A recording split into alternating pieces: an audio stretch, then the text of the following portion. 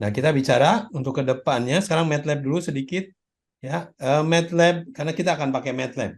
Ya, MATLAB itu ada hardware-nya, ada software-nya. Ya, untuk yang perlu software, ya, untuk analisis digital banyak software-nya itu ya. Cuman beberapa saja yang menurut saya penting diketahui MATLAB. Kenapa MATLAB? MATLAB boleh dibilang murah, mudah. Ya. Mudah karena ya open source ya, dan untuk student murah gitu ya. Kalau nggak salah 1 juta itu yang license itu bisa dapat banyak toolbox, 3 atau 4 toolbox gratis. Tapi kalau buat perusahaan, saya masih ingat 4-5 tahun yang lalu itu saya kerja di 8 beli MATLAB 4 miliar ya. Itu untuk MATLAB-nya plus paling cuma ada 6-7 toolbox ya. Jadi mahal buat swasta mahal. Tapi buat student murah. Nah, mungkin sengaja supaya student pada pintar masuk ke perusahaan di swasta, swastanya disuruh beli ya. Ya wajar lah karena memang eh, mengembangkan software itu tidak mudah, susah ya. Perlu ratusan orang, perlu waktu yang lama. Jadi daripada membuat program sendiri memang beli MATLAB. Jadi apalagi mumpung ada yang 10.000, 20.000 ya di CD, belajar dari situ.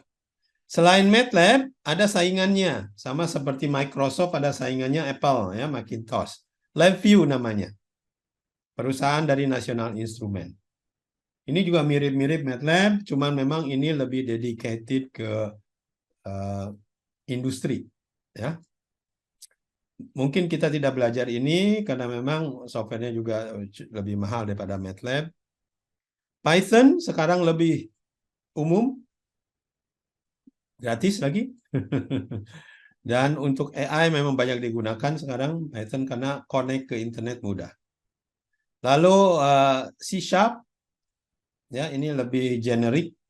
Nah, mungkin kalau untuk lebih ke hardware bisa belajar ini.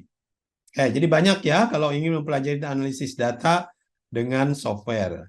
Kita memilih yang umum dan saya kira kalau di tempat kerja nanti ada ini, Bapak taruna-taruni lebih mudah adaptasi. Hardware-nya sekarang, apa kalau software-nya itu tadi ada 4, bagaimana kalau hardware-nya? Saya harus beli apa? Ya memang tergantung aplikasi ya.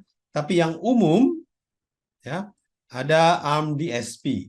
Kemarin kita bicara tentang digital signal processing card, kartu ya. Ada yang microcontroller, microprocessor khusus DSP. Arduino banyak nih, murah, meriah, banyak. Ya. Arduino bukunya juga banyak karena dedicated untuk mahasiswa atau anak sekolah lah. Dan yang terakhir ada bentuk FPGA. Ya, FPGA itu hardware untuk skematik kalau biasanya skematik di software di hardware akan lebih cepat.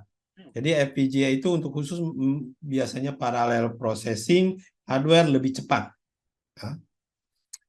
Nah, ini bentuk hardware dari National Instrument ya. Jadi satu modul untuk analog, misalkan satu modul untuk digital per modul. Satu modul untuk analisa frekuensi, tergantung Bapak-bapak mengukur apa, biasanya dijual per modul dan cukup besar harganya.